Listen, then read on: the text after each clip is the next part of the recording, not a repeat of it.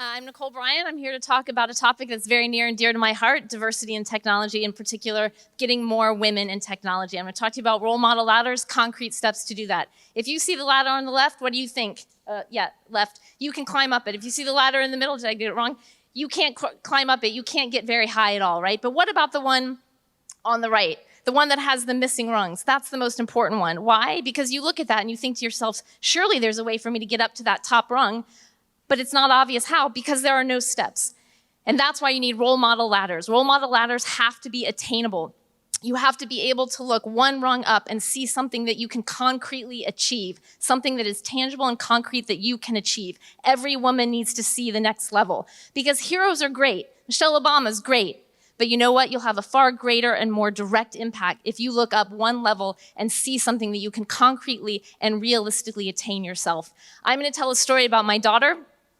She had to write an essay about her role model. Her biggest role model was Mara. Why Mara? Mara was an intern at Tasktop Technologies when she was still in college.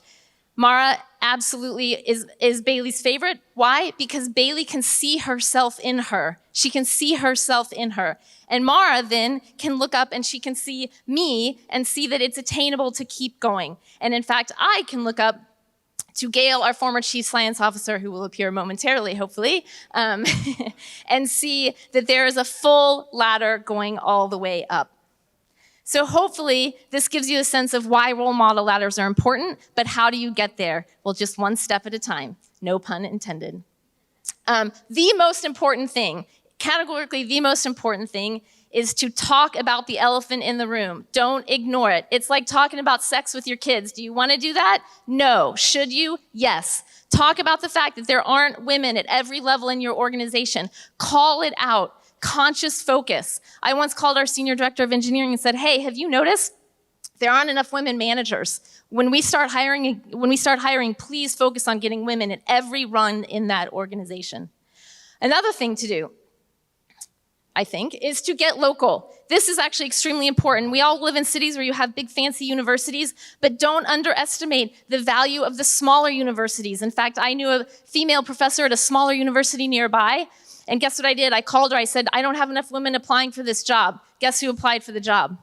Mara, the woman that is now my daughter's role model. Getting local is extremely important. And the other thing that's equally important is that we aren't able to change things in broad strokes. I'm not changing the world.